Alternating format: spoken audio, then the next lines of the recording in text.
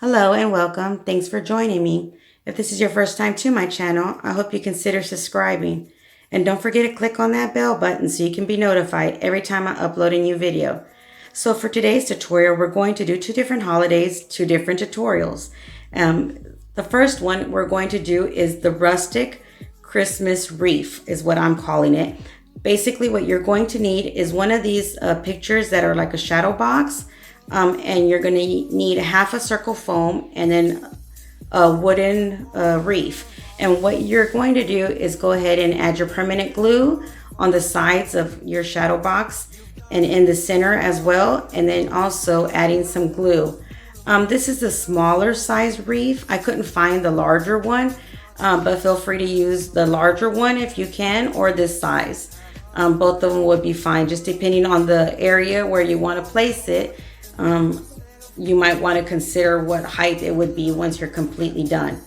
So once you've actually added your wreath to your shadow box, you're going to split your half circle foam in half, and you're going to insert it in permanent glue, with glue and hot glue to the front and back of your wreath.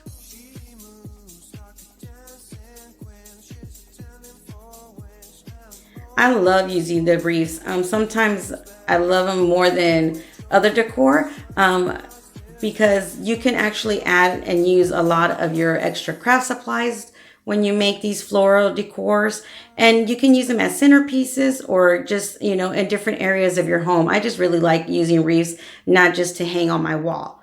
So once you're done adding your foam, go ahead and get these really cool and pretty, I call them more of the rustic picks that you can get at Dollar Tree. They have berries on them and pine cones and the fake snow.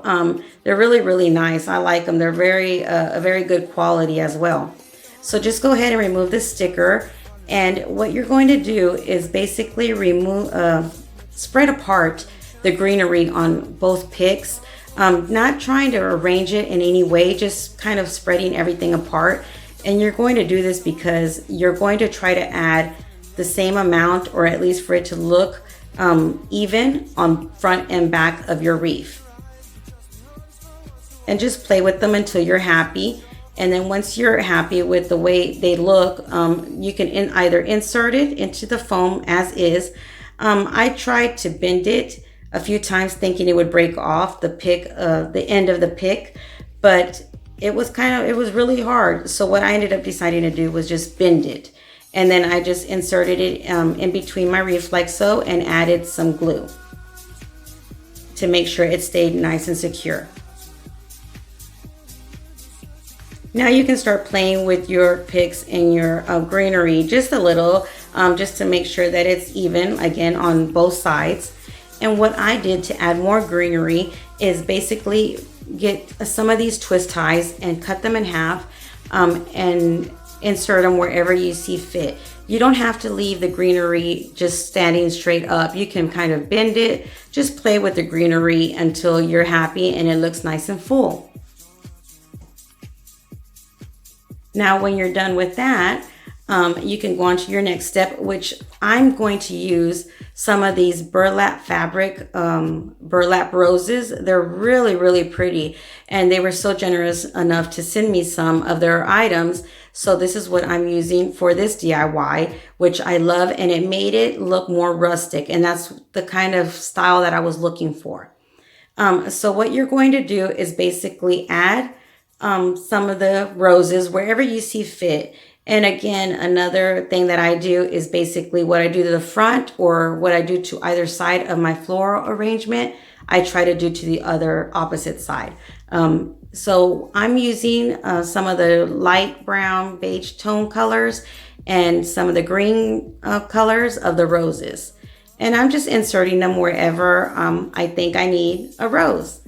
And you can add as many or as little as you like. These roses are very, very nice, again, and high quality. And I'll make sure to leave a link down below if you'd like to order them.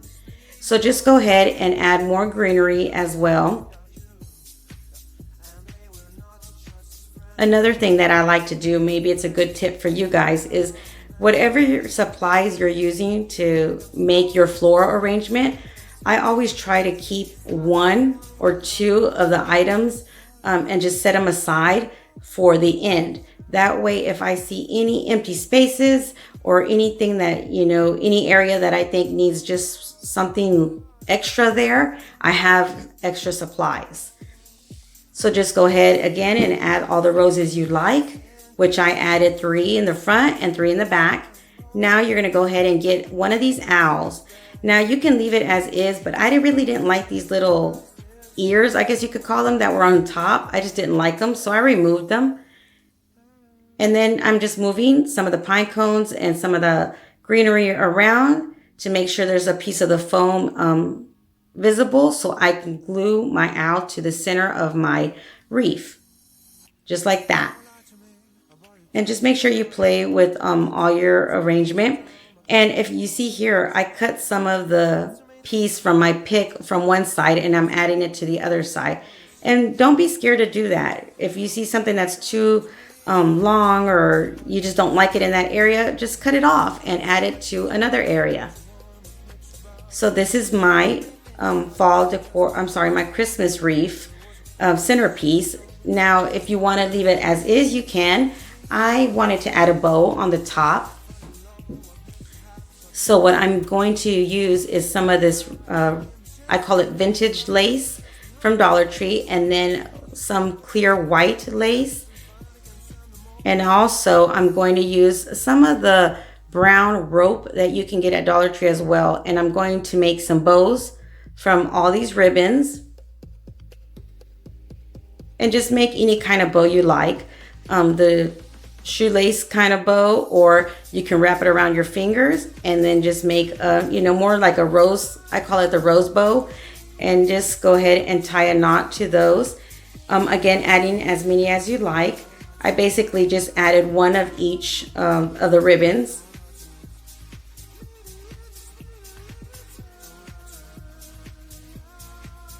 I'm going for more of the rustic look in my kitchen this year. I usually do more country look. So this year I wanted to change it up just a little bit.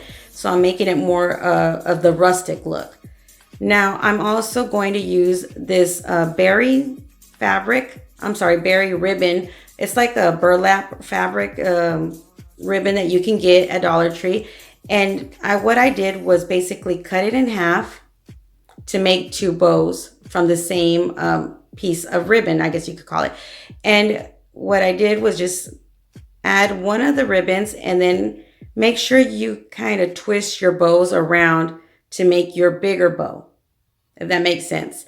So just go ahead and play with all the bows that you made to see where you like them. And then once you're happy, go ahead and tie them together. And here I'm just cutting the ends of all the ribbons and all the bows to make sure that they just look nice and clean. And the way I'm adding it to the top of my wreath is going to be with glue. So just play with your ribbon until you're happy, your bow,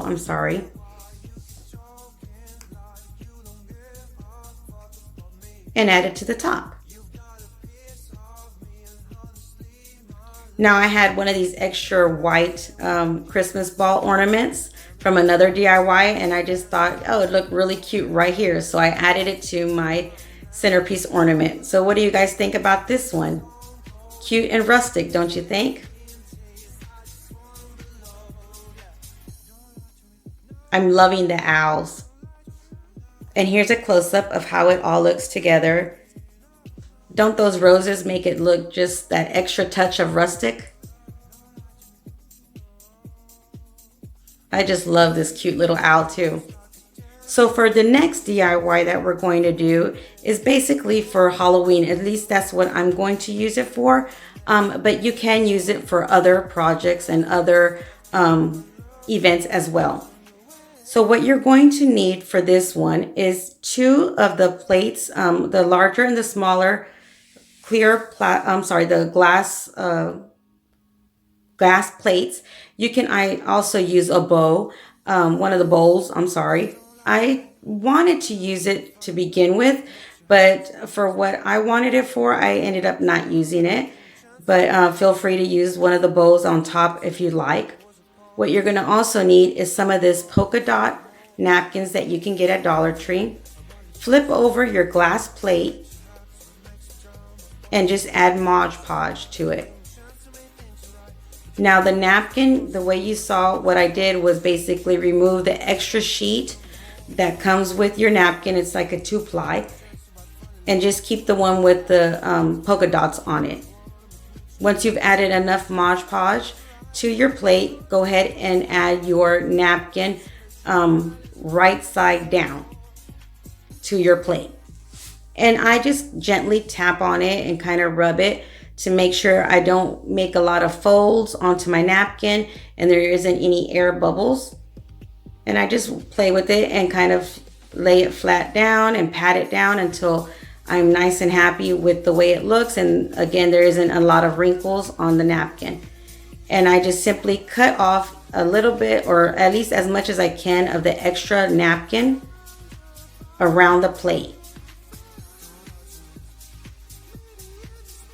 And now what you're going to do next is go ahead and add some more Modge Podge on top of your napkin.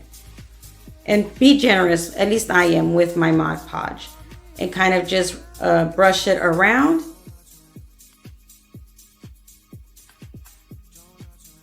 And just add it everywhere. Make sure you add a good coat and don't leave any empty or miss a spot. Once you're done adding all your Modge Podge, just go ahead and set it aside and allow it to dry. I allow mine to dry for at least overnight, but I know some people say they don't leave it that long, but I do. And here's the smaller plate. Just go ahead and do the same process, adding your Modge Podge and then removing the extra ply on your napkin and adding just the polka dots to your plate. Patting it down, making sure you try not to get any wrinkles, removing the excess napkin, and then adding Modge Podge on top of your napkin. And go ahead and brush it all over your plate.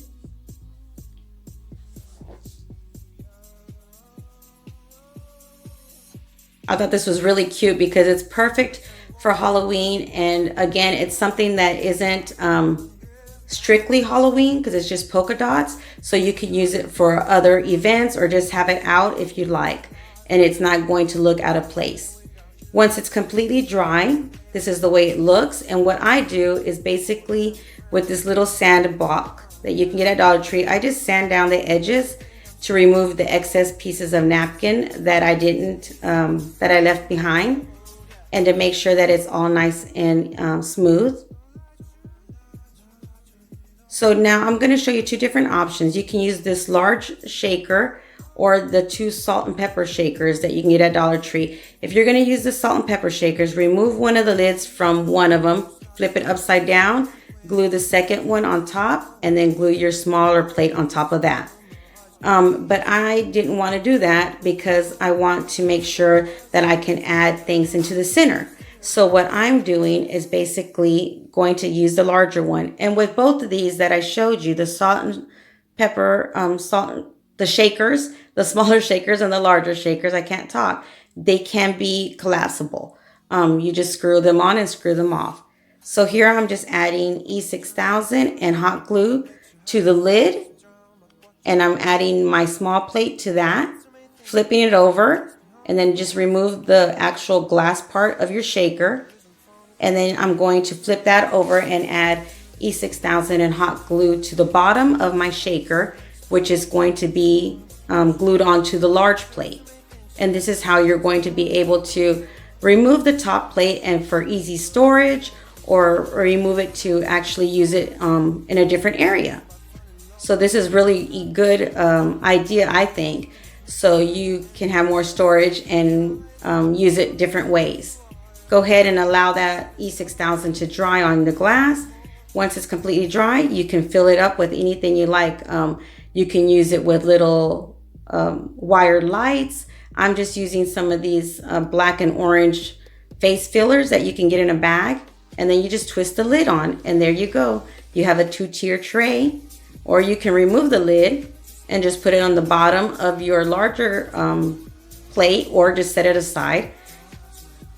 And you can just have one. And this is the way it looks for decor. And if you don't like the silver of the lid, just go ahead and paint it black or, you know, or white, any color you like. And this is a way I can use it a different way when you remove the lid and actually have two plates separate. So what do you guys think?